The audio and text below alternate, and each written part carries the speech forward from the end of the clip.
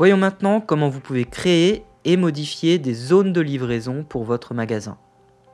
Encore une fois, revenons aux paramètres de votre boutique en cliquant sur la roue dentée dans le coin droit au-dessus du graphique des ventes sur votre page d'accueil. Et cette fois, nous choisirons les paramètres de livraison. Vous pouvez maintenant voir une carte où vous pouvez créer et modifier vos zones de livraison. Si je veux créer une zone de livraison, je viens d'appuyer sur le cercle rose avec l'icône plus et il va vous demander des informations pour configurer la zone. Le système demandera la valeur minimale de la commande à livrer dans cette zone particulière. Il vous demandera également de saisir des frais de livraison pour qu'un chauffeur puisse y livrer. Le système vous offre alors l'option de deux types de zones de livraison différents.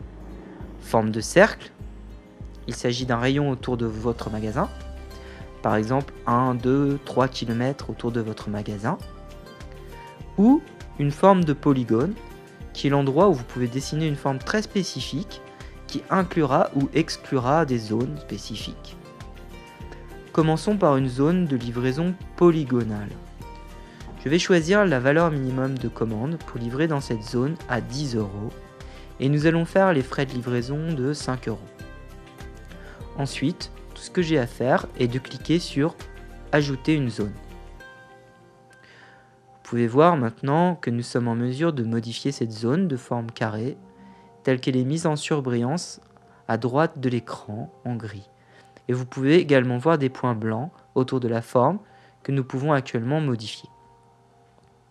Si je souhaite modifier l'une des autres zones de livraison, je peux simplement cliquer sur la zone dans la case située à droite de la page et apporter rapidement des modifications à la valeur de commande minimale pour cette zone ou aux frais de livraison, comme étant capable d'accéder à la carte et de changer le rayon et la forme de la zone. Comme vous pouvez le voir, toutes les modifications que j'apporte sont enregistrées automatiquement. Je vais maintenant modifier la zone de livraison la plus récente que j'ai créée. Peut-être ai-je décidé que je ne voulais pas que mes zones de livraison touchent l'eau. En cliquant sur les points blancs, j'ai la possibilité de les faire glisser n'importe où sur la carte. Cela vous permet de personnaliser très facilement vos zones de livraison. Vous pouvez maintenant voir que j'ai réussi à modifier la zone de livraison en quelques secondes. Et il y a également une icône de flèche d'annulation grise ici, au cas où vous apporteriez une modification qui ne vous satisferait pas. Il se peut que je veuille désactiver une zone, car peut-être que je n'y livre que certains jours de la semaine. Tout ce que j'ai à faire est d'aller à nouveau sur les 3 points verticaux pour le modifier et je clique sur désactiver. Si vous désactivez une zone, vous verrez que la zone de livraison devient grise plutôt que la couleur d'origine. Et dans la boîte, vous verrez qu'il y a une icône œil caché à côté de cette zone. Cela signifie que les clients de cette zone ne peuvent actuellement pas commander pour livraison. Une fois que vous êtes prêt à l'activer, cliquez à nouveau sur les 3 points verticaux et cliquez sur activer.